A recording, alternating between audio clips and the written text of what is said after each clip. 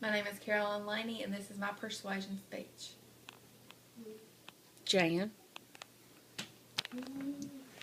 Laurie, Beverly Suey, Claire, Duncan,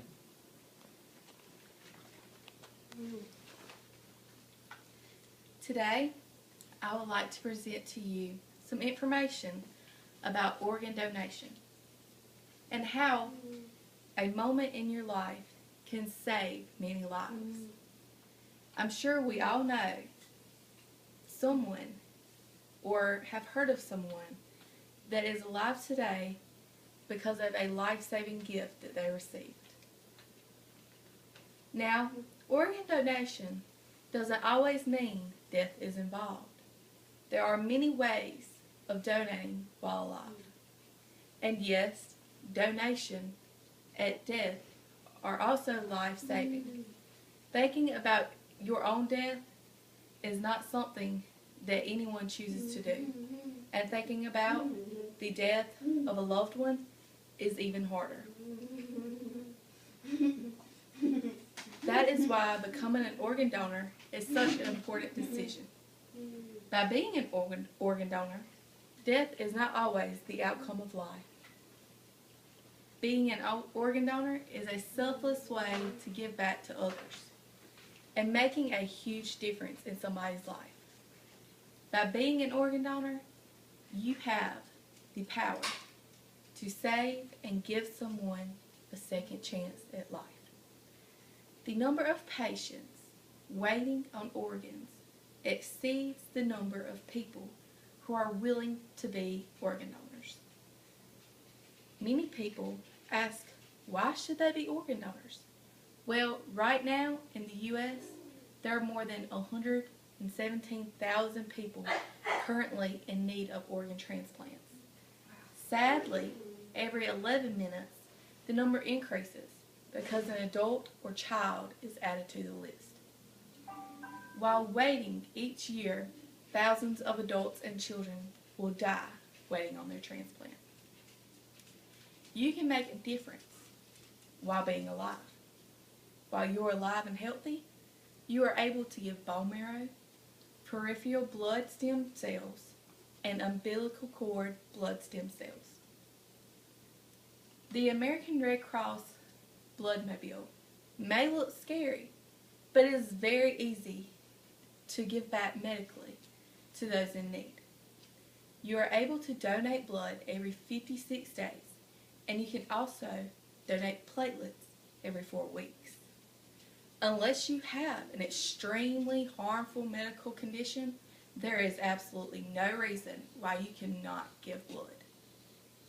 After someone who is an organ donor dies, they are able to donate more. You are able to give organs such as kidneys, heart, lungs, liver, pancreas, and your intestines.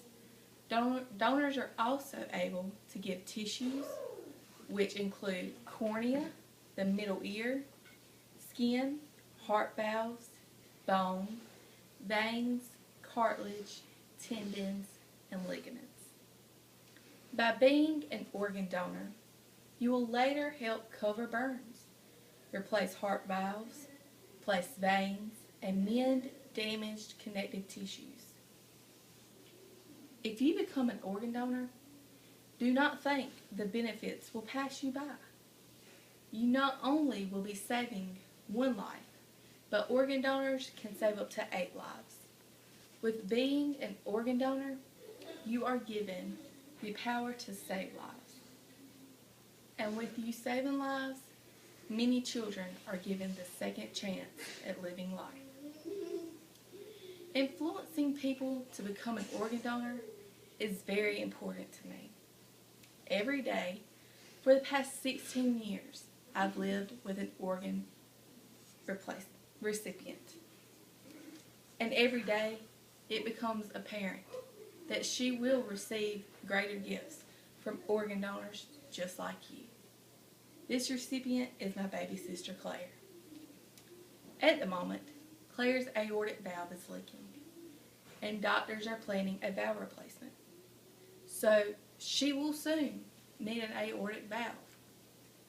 Where will she get this valve? You, the organ donor. As she gets older, her heart will not be able to keep up and will slowly tire out. She will eventually need a heart transplant. But where will she get this heart? You, the organ donors. I respect and admire anyone willing to be an organ donor and who is willing to give children like my baby sister another chance at life. Today, I ask you to please search yourself. Be the one who will save somebody's life. Make a difference. Thank you. Jan. Lori. Beverly Sue. Claire. Duncan.